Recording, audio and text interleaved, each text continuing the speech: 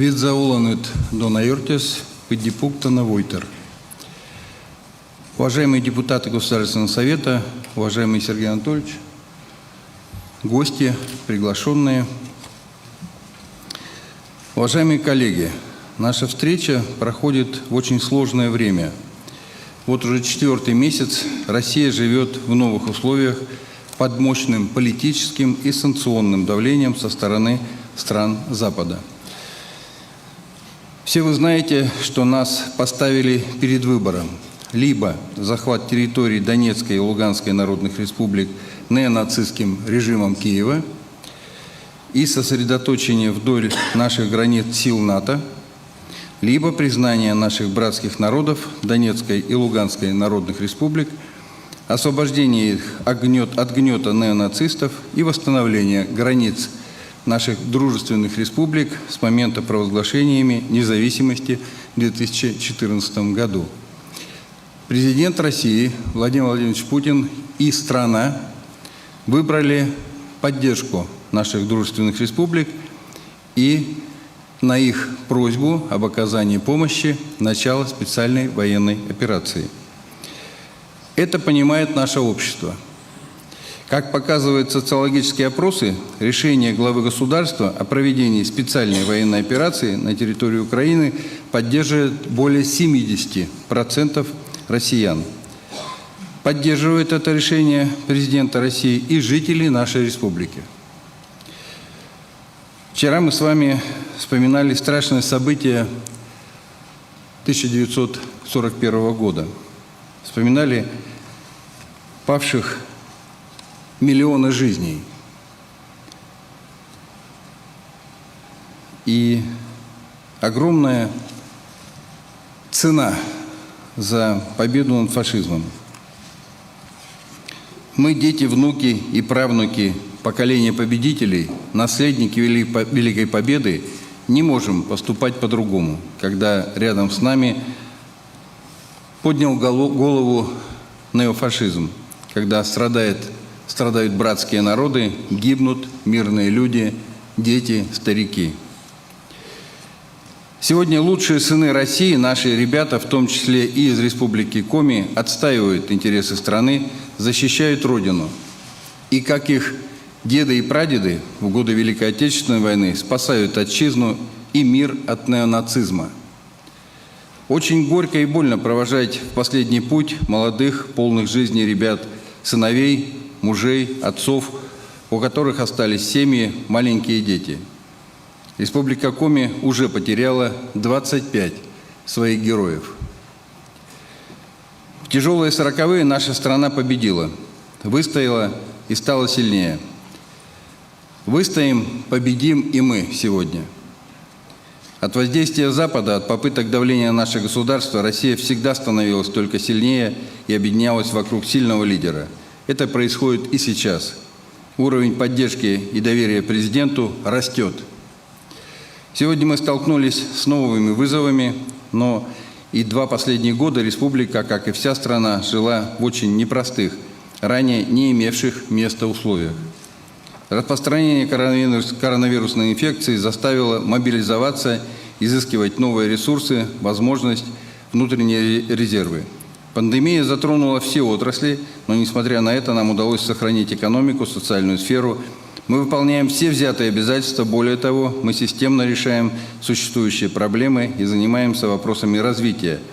И это я сегодня хочу донести до вас в своем выступлении. Подробный отчет о работе правительства за 2021 год представлен в раздаточных материалах.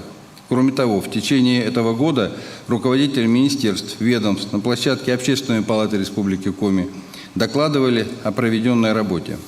Поэтому в своем выступлении я остановлюсь только на самых главных итогах года и ближайшие задачи, планах на среднесрочную перспективу. Как и в период пандемии, так и сейчас мы уделяем особое внимание человеку, его потребностям, поддержке семьи, семейным ценностям, заботе о старшем поколении, вкладываемся в развитие образования и воспитания детей, поддержку молодежи. Начну с отрасли здравоохранения. Сегодня она возвращается к нормальному режиму работы. До ковида еще Но ковид еще не побежден окончательно, но работа большая, системная по развитию здравоохранения продолжается. Это одно из важнейших направлений деятельности правительства. В 2021 году началась реализация региональной программы модернизации первичного звена здравоохранения. Это крайне важно для наших городов и районов. Только в первый год реализации программы больницы, поликлиники, ФАПы, амбулатории получили 80 новых автомобилей и 245 единиц различного медицинского оборудования. Впервые за 10 лет. В районные больницы масштабно и единовременно поступила высокотехнологичная техника, флюорографы, маммографы, рентгеновские аппараты. Теперь жители отдаленных районов не нужно ездить на обследование в Сыктывкар или Ухту. Печорцы могут пройти обследование на компьютерном томографе у себя в городе. В целом медучреждения республики, в том числе и крупные стационары, в 2021 году получили свыше 770 единиц медицинского оборудования. Это в 2,5 раза больше, чем годом ранее, и в 10 раз больше, чем в 2019 году. Понимая, что территория республики большая, и у каждого жителя должна быть возможность получить необходимую медицинскую помощь, мы продолжаем обновлять медицинский автотранспорт. За последние 2 года в медучреждения городов и районов поступили более 200 автомобилей. Из них 125 в 2021 году. Для сравнения, за 2 предыдущие годы, 2018 и 2019, было закуплено втрое меньше. В столице Коми для решения вопроса доступности оказания медпомощи в районе новостроек открыты 2 врачебные амбулатории для приема детского и взрослого населения. В текущем году началось долгожданное строительство лечебного корпуса в селе Устыльма, проведен аукцион по разработке проектно-сметной документации поликлиники в Сыктывкарском местечке Лесозавод. Теперь о ФАПах, которые должны были быть введены в эксплуатацию еще в 2020 году. Их возведение идет не без проблем, особенно с учетом изменяющихся санитарных норм и правил. По проекту во всех ФАПах, за исключением медучреждений в поселках Ираель и Дон, предусмотрена система водоснабжения на привозной воде. Так было на момент разработки ПСД этих ФАПов действующими нормами, санитарными нормами и правилами. Вместе с тем, в процессе строительства новые требования Роспотребнадзора предписали оборудовать ФАПы автономными системами водоснабжения или подключить их к центральным системам водоснабжения. Поэтому нам пришлось изыскивать средства в бюджете республики на сооружение источников водоснабжения и вносить изменения в проект с последующими дополнительными работами. А это, как вы знаете, одно изменение в проект – это полгода. На сегодня построено 11 ФАПов, в 5 из них ведутся прием пациентов. 1 вчера получил лицензию, в 2 ФАПах организована работа по обустройству собственных источников водоснабжения. Еще в 3 проведение таких работ начнется, как только они будут приняты по договорам безвозмездного пользования.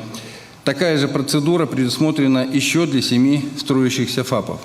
Сегодня низкую готовность имеют 3 ФАПа. Это села Браколамск, Колва и поселок Ираель. В феврале этого года мы расторгли договора с предыдущими подрядчиками в связи с тем, что они не выполняли работы. Новые контракты на строительство заключены в конце мая 2022 года. Возведение этих ФАПов на моем личном контроле. Срок окончания строительства всех 3 объектов – ноябрь этого года. Еще одна болевая точка нашего здравоохранения – это нехватка медицинских кадров. Для решения этой проблемы используются различные механизмы, госпрограмма, устанавливают стимулирующие выплаты и надбавки.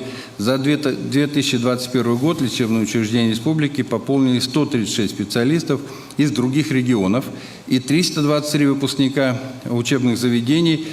Это больше, чем в 2020 году, но перекрыть дефицит кадров пока не удается. Работу в этом направлении продолжаем постоянно. Еще один острый вопрос, который беспокоит жителей республики, особенно сейчас, в условиях действия санкций со стороны западных стран, это лекарственное обеспечение. С этого года мы перестроили работу по приобретению льготных лекарств. Закупку необходимых лекарственных препаратов и медицинских изделий для обеспечения пациентов в рамках региональной льготы будет проводить государственная аптека Республики Коми. Госконтракт с Минздравом региона заключен в мае этого года, сразу после того, как вы, уважаемые депутаты, еще раз вам за это спасибо, поддержали законопроект по единому поставщику. В России в связи с угрозой возникновения дефектуры лекарственных препаратов на фоне геополитических событий запущены новые инструменты мониторинга ситуации на фармрынке. Минздрав Республики совместно с Росздравнадзором еженедельно отслеживает рынок лекарств. Несколько слов о COVID-19. Коллеги, инфекция никуда не исчезла, это показывает мониторинг ежедневного уровня заболеваемости. И наши врачи продолжают с ней борьбу. В 2021 году было сделано немало, чтобы помочь как пациентам, так и медицинскому персоналу. В течение второго полугодия 2021 года и начала 2022 года республика столкнулась с острой нехваткой кислорода для наших больниц, причем не только у нас, а это и очень много субъектов Российской Федерации, где нет своих кислорододобывающих станций. Правительством республики были предприняты все возможные меры для решения этого вопроса. Нам удалось за счет собственных средств и средств федерального бюджета приобрести 8 кислородных станций. Одна станция в Ухте уже функционирует, 2 станции при кардиодиспансере оформляют разрешительные документы, контракт на поставку и ввод в эксплуатацию еще 6 станций заключены. В этом году на базе Эжвинской больницы открылась первая республика отделение реабилитации при постковидном синдроме. Она очень востребована. Продолжается вакцинация и ревакцинация населения. Вакцина в республике есть. Созданы все условия, чтобы каждый желающий мог получить прививку. Мы работаем над улучшением условий для оздоровления северян. С прошлого года санаторий «Северное сияние» стал круглогодичной семейной здравницей. Организовано оздоровление и санкорлечение для ветеранов и пенсионеров. В 2021 году на базе санатория Колос в Кировской области смогли отдохнуть и подлечиться 685 человек из числа ветеранов Великой Отечественной войны и лиц пенсионного возраста. Забота о старшем поколении. С тех, кому постоянно требуется внимание, уход, была и остается в числе приоритетных. В рамках нацпроекта «Демография» строятся новые корпуса домов-интернатов для граждан пожилого возраста и инвалидов в селе Кунеп и Сыктывкаре. Проведен аукцион на подготовку проектной документации строительства нового корпуса Летского интерната. Продолжается работа по внедрению системы долговременного ухода и за инвалидами и пожилыми людьми. Полноценно эта программа заработает в 2024 году. Все федеральные и республиканские меры поддержки наше старшее поколение получает в полном объеме. По мере возможности мы стараемся вводить и новые. В прошлом году мы законодательно закрепили льготы для детей войны. Начиная с этого года право на бесплатное социальное обслуживание предоставлено труженикам тыла, узникам фашистских лагерей, жителям блокадного Ленинграда. Дополнительные меры соцподдержки введены и для семей с детьми. Они носят адресный и целевой характер. Так, например, семьи, где 7 и более детей, теперь имеют право на приобретение автомобиля и выплату для подготовки к учебному году. В 2021 году выплаты к учебному году получили 39 семей и 27 семей приобрели автотранспорт. Семьи, где 9 и более детей, получают соцвыплату на строительство или приобретение жилья. Это сделано впервые. В Госсовет Республики внесен законопроект, которым вводится такая выплата для детей, где 6 и более детей, для того, чтобы мы стимулировали рождаемость детей. Уверен, что уважаемые депутаты сегодня поддержат нашу инициативу, и семьи смогут получить выплаты на жилье уже в этом году. В текущем году начнет действовать еще одна мера поддержки – это подарок новорожденному. Решение демографических вопросов, поддержка материнства и детства всегда были и остаются в числе самых важных. До 2024 года продлено действие программы регионального семейного капитала. По моему поручению разработана программа повышения рождаемости и противодействия абортам. Почти 5 тысяч нерожденных детей ежегодно – это наша с вами общая ответственность. И это государственная задача. Мы прекрасно понимаем, что наше будущее и будущее республики в рожденных, новорожденных детях. У нас в регионе прекрасная, талантливая, творческая молодежь, которая радует нас своими успехами. В этом году по итогам Всероссийской олимпиады школьников республика поднялась на 15 пунктов и сейчас занимает 17 место среди регионов России. Выпускники наших школ успешно сдают единый государственный экзамен. Это говорит об эффективности работы системы общего образования. В прошлом году у нас в 1,5 раза выросло число стабальников. В этом году максимальные баллы по ЕГЭ уже получили 17 человек, и окончательные результаты будут подведены еще позже. Не все результаты по сданным экзаменам закончены и обсчитаны. Наши дети достойны того, чтобы учиться в хороших условиях, в современных школах, посещать уютные детские сады. В республике строятся учреждения образования, обновляется их материально-техническая база. В 2021 году открыто 3 детских сада. Это село Выльгард, Челябош, Эжвинский район Сыктывкара, школа-сад в селе Дутово и школа в Визинге. Строительство и реконструкция организации дошкольного образования продолжается. Строительство детского сада в микрорайоне Коч-Панчит. В прошлом году мы сделали упор на проведение капитальных ремонтов и оснащение действующих учреждений образования. Объем финансирования составил более миллиарда рублей, 1 200 000 000. Это в 3 раза больше, чем в 2020 году, и в 5 раз больше, чем в 2019 году. Особое внимание было уделено комплексной безопасности образовательных организаций. На эти цели было выделено 340 миллионов рублей. Выполнены работы по обеспечению пожарной безопасности и антитеррористической защищенности на 419 объектах образования. В этом году завершено строительство школы на 400 мест в селе Помоздино. Также планируется завершить строительство школы в селе Обьячево, а также школы сада в деревне Усть-Ижма. Начнется возведение школы долгожданной в Ижме и в Эжвинском микрорайоне Имваль, а также образовательного комплекса в селе Выльгард. Мы уделяем внимание развитию системы дополнительного образования. В рамках нацпроекта в городских и сельских школах открываются точки роста. В Сыктывкаре и Ухте работают кванториумы. В прошлом году открылся IT-клуб в селе Усть-Кулом. Ребята успешно заявляют о себе и своих умениях на престижных конкурсах, фестивалях, таких как Дельфийские игры, Большая перемена, Твой ход. В этом году республика удостоена права впервые провести первые молодежные арктические Дельфийские игры в ноябре этого года. Немало внимания уделяется развитию системы профессионального образования. За 2021 год создано 8 современных мастерских в рамках регионального проекта «Молодые профессионалы». До 2024 года будет создана еще 41 мастерская. В 2022 году мы впервые провели итоговые соревнования национального чемпионата «Молодые профессионалы России». Надо не только давать знания, но и прививать любовь к родной земле. И здесь важна работа по патриотическому воспитанию детей и молодежи. Созданы кадетские классы во всех районах. Есть отделение юнармии, РДШ. Активно развивается волонтерское движение. Коми признана победителем всероссийского конкурса лучших региональных практик поддержки волонтерства «Регион добрых дел». На реализацию добровольческих практик в этом году мы получили субсидию 8 миллионов рублей. Хочу отдельно остановиться на вопросах организации отдыха и оздоровления. За прошлый год было охвачено около 53 тысяч детей, в том числе сирот и оставшихся без попечения родителей. Ребята отдыхали в лагерях на территории республики и на Черноморском побережье. В этом году отдохнут уже более 53 тысяч детей, в том числе на Черноморском побережье свыше 5 тысяч детей. В мае я выезжал в Анапу, посмотрел, какие условия созданы для детей в нашей Черноморской зорке, проверил, как ведется работа по ее переводу на круглогодичный режим. Тоже с этого года впервые.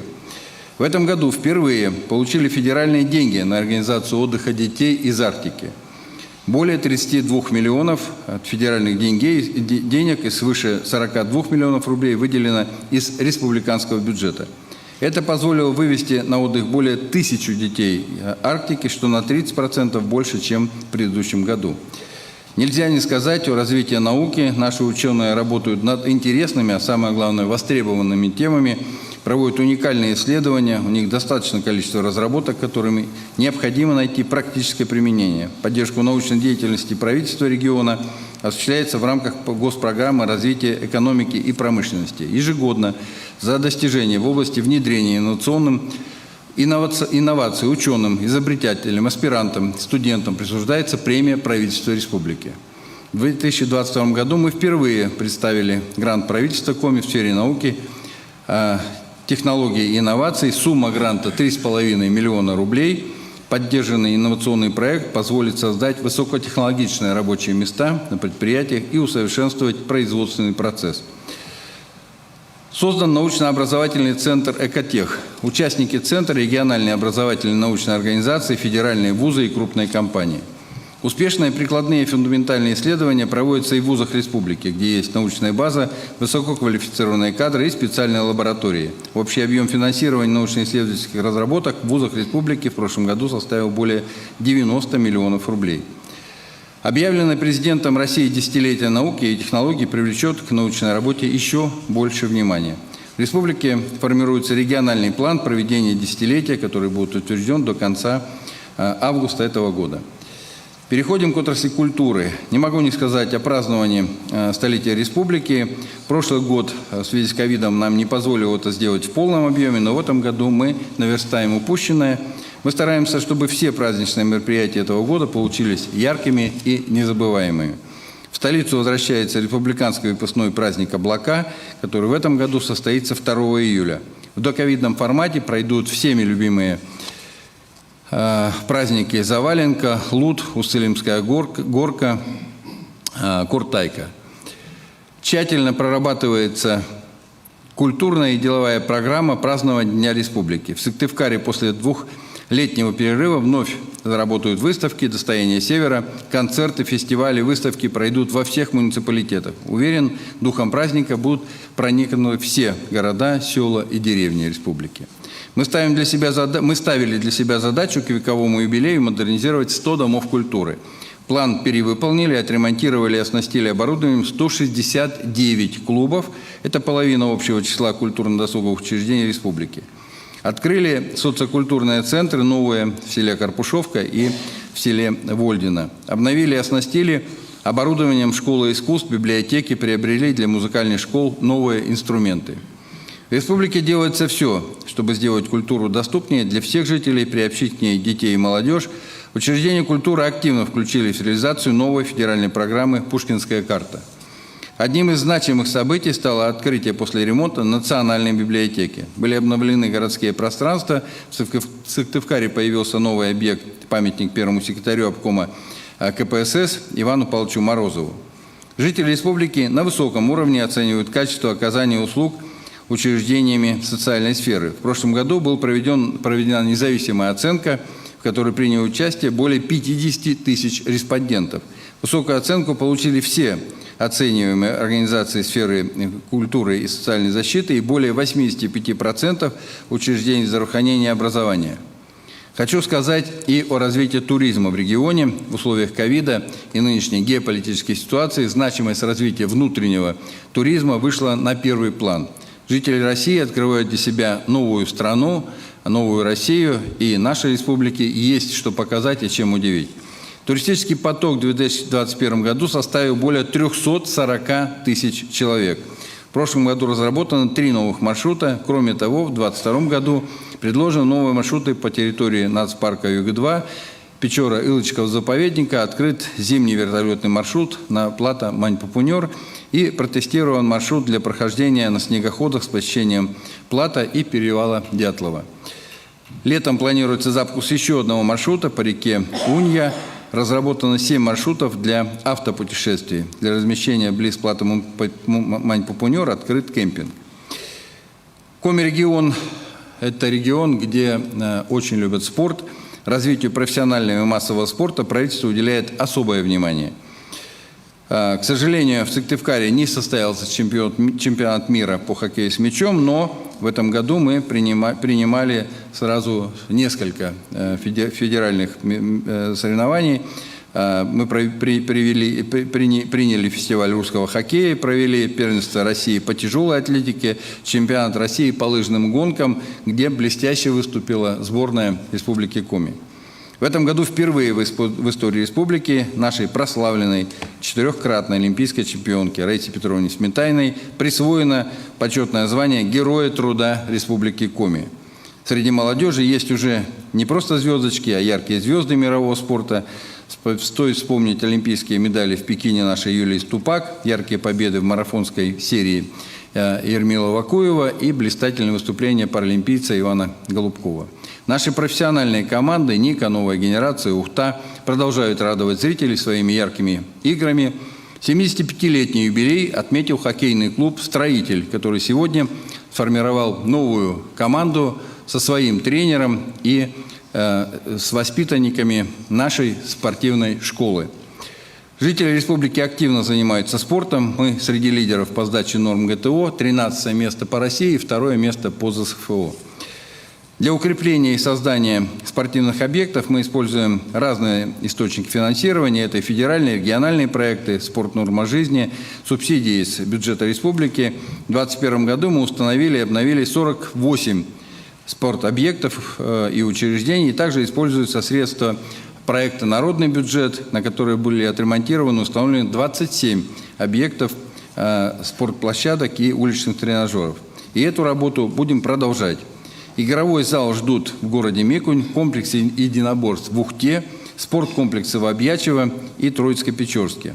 В каждом селе, каждой деревне должно быть место для занятий спортом. Уважаемые коллеги, я не случайно сказал, что надо строить объекты, которые ждут люди. Такой подход у нас должен быть не только к объектам спорта, но и ко всем остальным. Развивая республику, принимая управленческие решения, мы, во-первых, должны обязательно учитывать мнение жителей, поэтому я в своих поездках по городам и районам обязательно встречаюсь с людьми, а во-вторых, подходить к решению вопросов комплексно и системно. Это напрямую касается задач по развитию территорий, формированию комфортной среды для проживания. Начиная с января этого года на заседаниях республиканского правительства мы рассматриваем программы комплексного развития территорий муниципалитетов, при этом главную роль отводим именно муниципальной власти. Руководители на местах должны быть хозяевами своих территорий и обязательно опираться в этой работе на общественные советы и активных граждан. Правительство республики по мере возможности увеличивает объемы поддержки муниципалитетов. В Госсовет внесен законопроект о том, что 100% налога по упрощенной системе налогообложения будут оставаться в муниципалитетах. Это обойдется региональному бюджету в 1 миллиард рублей, но мы сознательно идем на этот шаг, и я прошу уважаемых депутатов поддержать это предложение. Работая над созданием комфортных условий для жизни, мы нарастающими темпами ведем переселение из аварийного жилья. За 2 года в новые улучшенные условия переехали более 1700 человек. Из них в 2021 году 947. В этом году правительство республики добилось того, чтобы Фонд содействия реформированию ЖКХ выделил нам дополнительные средства. Финансирование увеличилось более чем вдвое и составило 5 миллиардов рублей. Это позволит нам уже в этом году досрочно переселять людей, которые стоят в очереди на 2023-2024 годы. До 2024 года улучшим жилищные условия более чем 5000 человек. В республике продолжается работа по переселению граждан из районов Крайнего Севера и приравненных к ним местностям. Напомню, средства на эти цели выделяются из федерального бюджета. В прошлом году мы переселили 178 семей. На этот год сумма региона была увеличена, и сможем переселить уже 190 семей. Нарастающими темпами продолжаем программу капитального ремонта многоквартирных домов. За 2 последние года жилищные условия улучшили порядка 80 тысяч человек. Отремонтирован 501 дом, в том числе в 2021 году 281. Для сравнения, за 2018-2019 годы были отремонтированы в 2 раза меньше. В республике продолжается работа и реконструкция объектов жилищно-коммунального хозяйства в рамках госпрограммы развития строительства и обеспечения доступным комфортным жильем.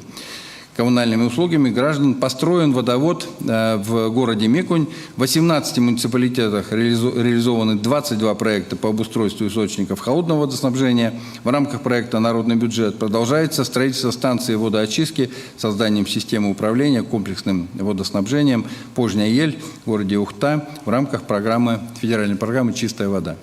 В конце прошлого года была завершена реализация масштабного проекта по повышению надежности Воркутинского энергоузла.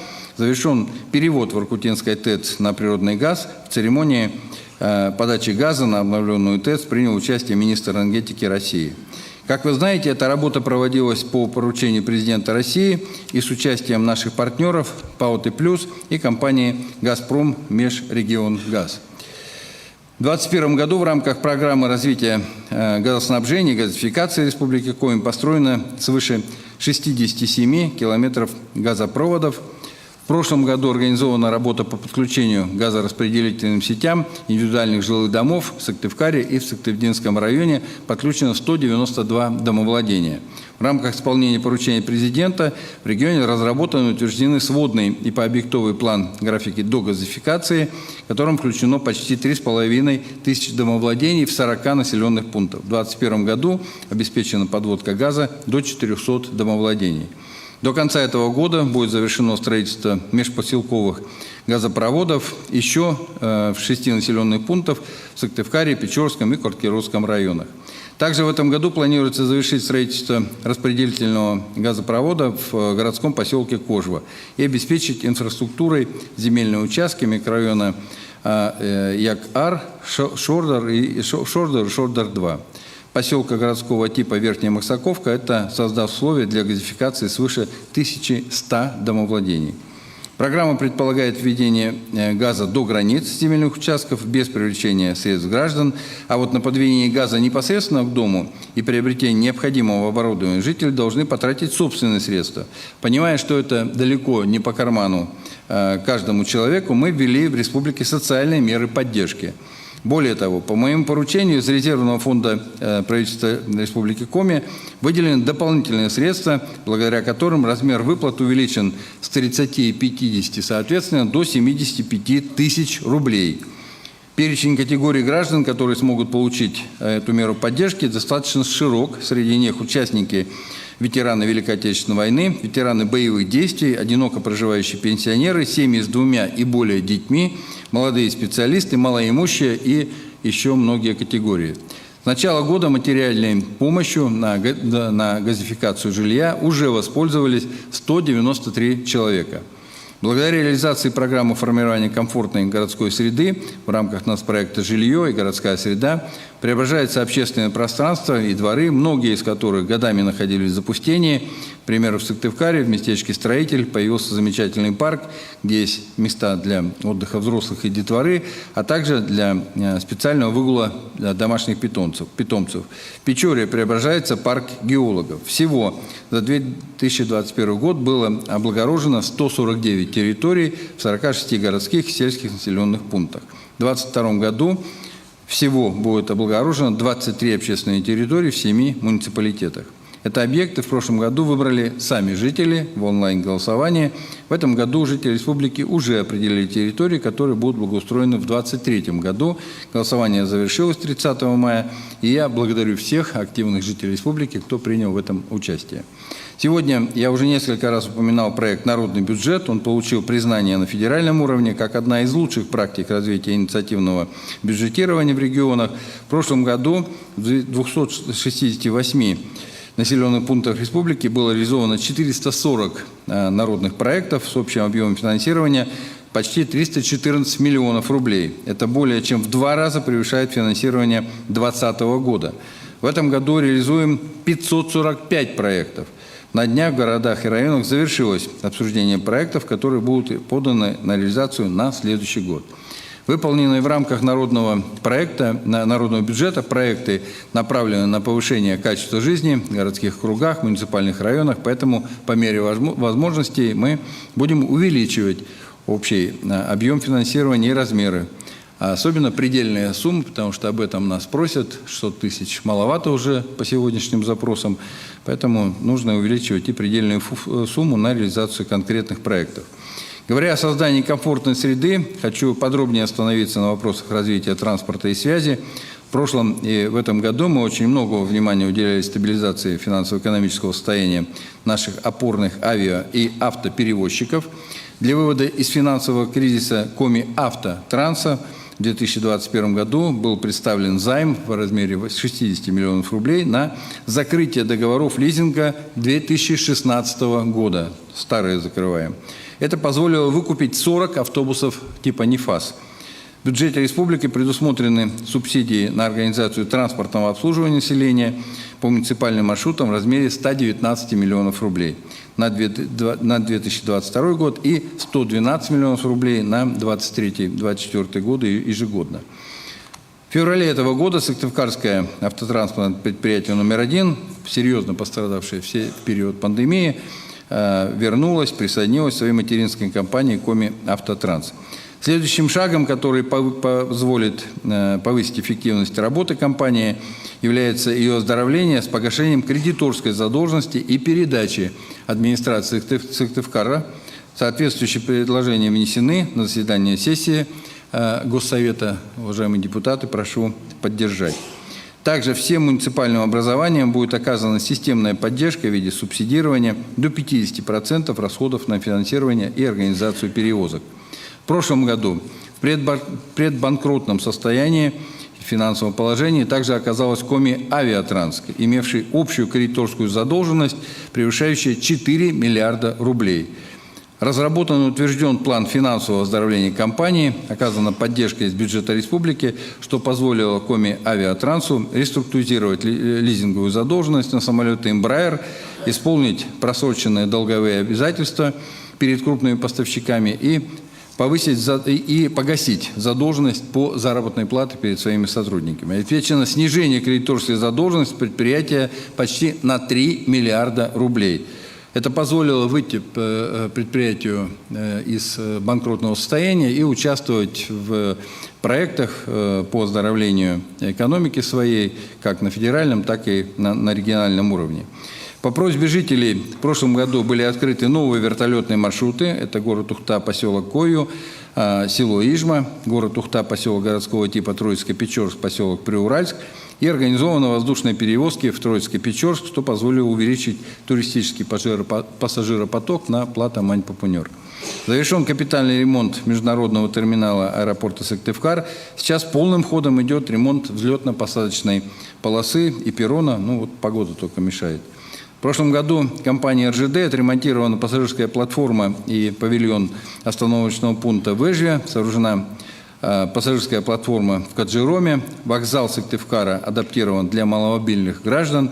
Проведен капитальный ремонт внутренних помещений пассажирской платформы, а также облагоустроен привокзальный сквер.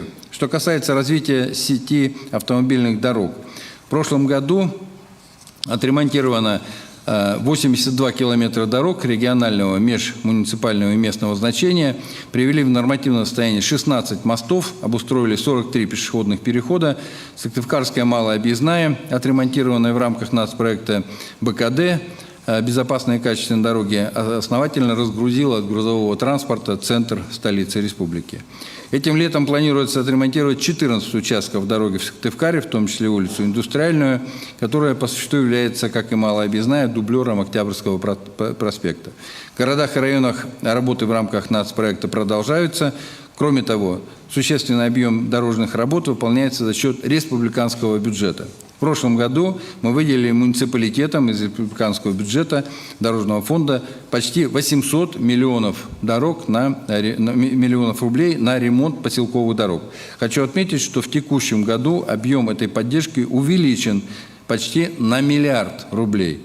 Из них 800 миллионов рублей – это субсидии муниципалитетам на приведение в нормативное состояние автомобильных дорог местного значения, задействованных в маршрутах школьных автобусов. Об этом вы неоднократно ставили задачу передо мной и перед правительством. Общий бюджет дорожной отрасли на этот год значительно вырос и составляет 8,5 миллиардов рублей. Это на 3 миллиарда выше, чем доковидный 2019 год. В рамках работы по развитию инфраструктуры связи в Республике Коми построено 1200 километров волоконно-оптической линии связи. К сети интернет подключено 283 социальных значимых объекта в 139 населенных пунктах, что на 30% больше, чем годом ранее. Установлены Wi-Fi точки безвозмездного доступа к сети интернет в 6 населенных пунктах городского округа Усинск. И еще об одном направлении Минцифры региона о поддержке СМИ. В прошлом году подведомственным редакциям дополнительно было выделено 13 миллионов рублей. Кроме того, субсидию на ремонт получили редакция журнала «Радуга». В этом году субсидия на эти цели будет выделена журналу «Арт». Перехожу к экономике. Уважаемые коллеги, основной задачей прошлого года было удержать экономику республики в условиях пандемии и сделать задел на будущее. Задача этого года – наращивать потенциал, вкладываться в развитие и находить новые возможности с учетом санкций. Современная геополитическая ситуация, введение против России санкций со стороны западных стран несут не только испытания для экономики республики и страны, но и новые возможности. Ориентация на внутренние ресурсы, развитие внутри страны, выстраивание новой модели экономики – все это новые возможности, которые надо грамотно использовать. Сначала несколько цифр республиканского бюджета. Значительный прирост собственных доходов позволил завершить 2021 год с профицитом 2,6 миллиарда рублей при изначально запланированном дефиците в объеме 10,4 миллиарда рублей. При этом, при том, что результатом исполнения республиканского бюджета в 2020 году был дефицит 12,2 миллиарда рублей. Общий объем доходов республиканского бюджета составил свыше 105 миллиардов рублей. Это более чем на 15 миллиардов превышает уровень поступления в 2020 году. Поступление налоговых и неналоговых доходов составило 85,5 миллиардов рублей, что на 23 миллиарда рубля больше, чем в 2020 году. Отмечу, что прирост по доходам в прошлом году произошел в основном благодаря увеличению прибыли в нефтегазовой отрасли. Это почти 3/4 дополнительных доходов. Нефтегазовая отрасль является основным драйвером доходов и в 2022 году. В этом году по показателю инвестиций в основной капитал республики вышло на 5-е место в Северо-Западном федеральном округе и 44-е по России. За 2021 год Коми поднялась на 32 позиции в рейтинге по уровню развития государственно-частного партнерства, и теперь мы занимаем 36-е место по России. В 2022 году, несмотря на складывающую в условиях внешнего санкционного давления геополитическую и макроэкономическую ситуацию, нам удается обеспечить сбалансированность и устойчивость бюджетной системы.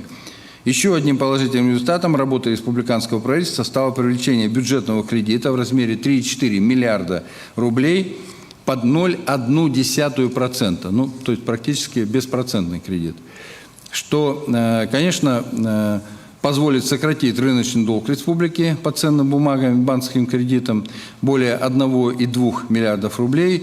Из этой суммы мы направим на муниципалитеты, на погашение долговых обязательств по банковским кредитам. Замещение рыночных заимствований бюджетными кредитами позволит сократить расходы на обслуживание государственного и муниципального долга. Перед правительством мной была поставлена задача по привлечению в регион дополнительных федеральных средств.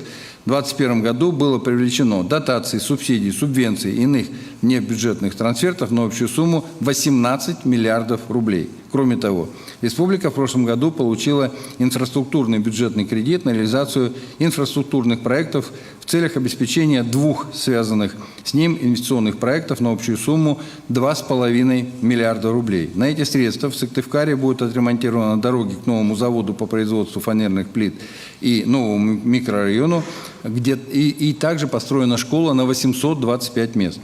В этом году нам одобрен еще один кредит на 940 миллионов рублей. Они будут направлены на строительство и реконструкцию объектов транспортной и инженерной инфраструктуры в целях обеспечения 2 инвестпроектов в микрорайоне Верхний Чов, где заработает новая ферма, а также в пригороде столицы Коми, где появится первый очень хороший такой,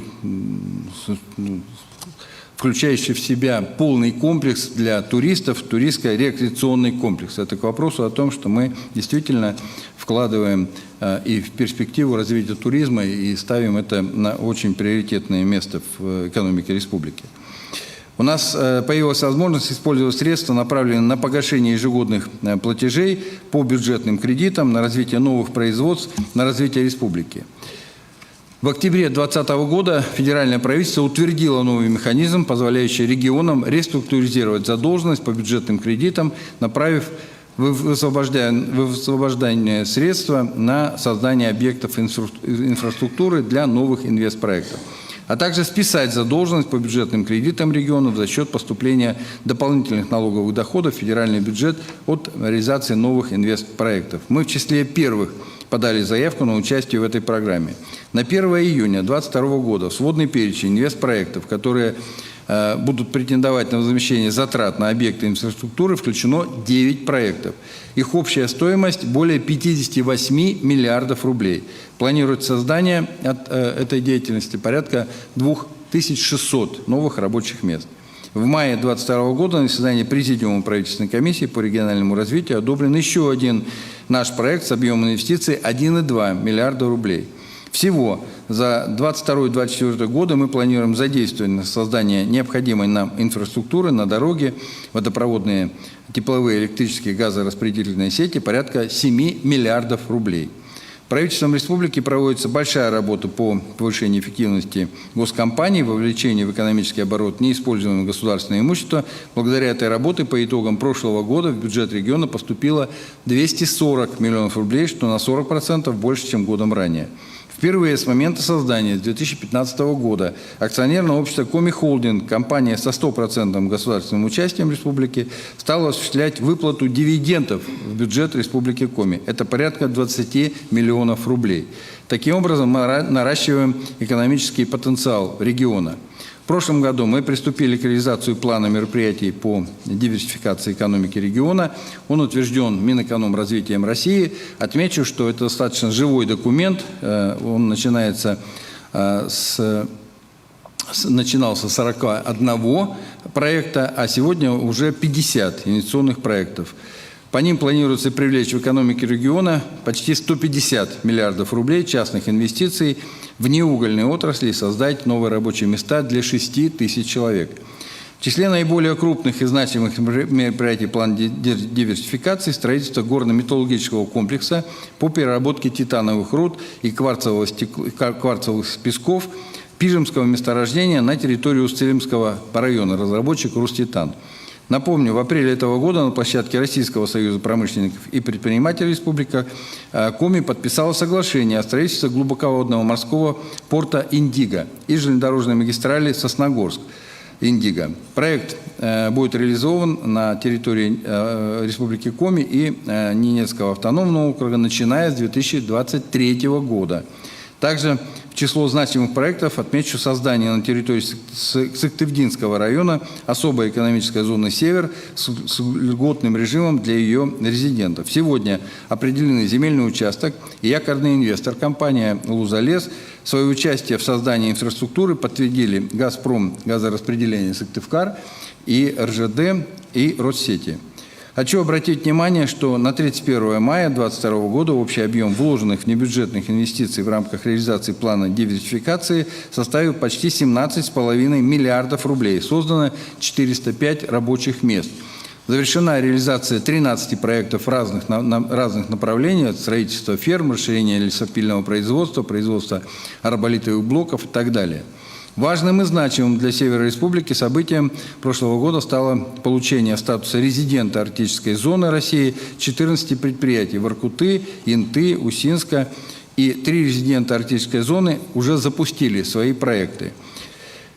Сегодня Арктика в фокусе особого внимания. Для ее резидентов существует полный комплекс федеральных, региональных и местных налоговых льгот. Сегодня на инвестиционном портале Арктической зоны Российской Федерации зарегистрировано уже 68 проектов. Я неоднократно говорил, что нам необходимо переориентировать нашу лесную отрасль, заниматься не просто лесозаготовкой, а глубокой лесопереработкой, производить продукцию с высокой маржинальной стоимостью. Именно для этого в республике создан деревообрабатывающий кластер, куда вошли 13 производителей производственных предприятий, 2 инфраструктурные площадки и 1 образовательная площадка. 11 инвестпроектов, реализуемых лесоперерабатывающих предприятий республики, включены Минпромторгом России в перечень приоритетных инвестиционных проектов в области освоения лесов с общей суммой инвестиций около 36,5 миллиардов рублей. 8 проектов успешно завершены, из них в 2021 году завершены 3 приоритетных инвестпроекта с общим объемом инвестирования почти 4 миллиарда рублей, создано 1500 новых рабочих мест. Несколько слов об инструментах и мерах поддержки бизнеса. Мы реанимировали региональный фонд развития промышленности. В 2021 году на его докапитализацию было направлено 100 миллионов рублей из республиканского бюджета и впервые 57 миллионов из федерального. Все средства субсидий освоены в полном объеме. Фонд значительно расширил свои возможности, запустил новые региональные программы, под которые было выделено дополнительно еще 145 миллионов рублей. Фонд активно предоставляет льготные займы предприятиям для реализации инвестпроектов. В прошлом году, благодаря этой поддержке, создано 4 новых производства. В экономику республики инвестировано почти 400 миллионов рублей. По итогам 2021 года фонд с 51-го общероссийского рейтингового места поднялся сразу на 40 позиций. Сегодня мы 11-е в стране. Еще одним масштабным направлением работы в 2021 году стало перестраивание взаимодействия с потенциальными инвесторами. Утверждена инвестиционная декларация региона. Для стимулирования инвесторов устанавливаются налоговые льготы организациям, заключившим специальные инвестиционные контракты. В республике разрабатывается порядок заключения соглашений о защите и поощрении капиталовложений, которое регламентируется федеральным законом о защите и поощрении капиталовложений в Российской Федерации. В рамках подобного соглашения организация обязуется вложить инвестиции в новый инвестпроект, а государство гарантирует, что условия работы этой организации при реализации проекта не ухудшатся и представляет дополнительные меры поддержки. Региональный документ будет принят после утверждения соответствующих правил на федеральном уровне. В 2021 году планируется возобновить механизм заключения специальных инвестиционных контрактов СПИК 1.0 на территории республики. Участникам проекта будут установлены дополнительные налоговые льготы в третьем квартале 2022 года. Мы продолжили разработку и реализацию антикризисных мер, направленных на поддержку малого и среднего бизнеса. Для нас это крайне важное направление. В сфере МСП в республике трудится более 100 тысяч жителей нашей республики.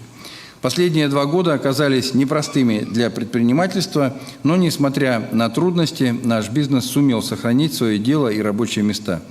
Благодарю бизнес-сообщество республики за совместную работу, за помощь, конструктивный диалог, который мы постоянно ведем при решении серьезных актуальных вопросов. Спасибо общественным объединениям, Торгово-промышленной палате, Российскому союзу промышленников, предпринимателей, «Опоре России». Чтобы поддержать наш малый бизнес, помочь ему преодолеть последствия, вызванные пандемией, в 2021 году в дополнение к федеральным мерам предоставили региональную финансовую поддержку.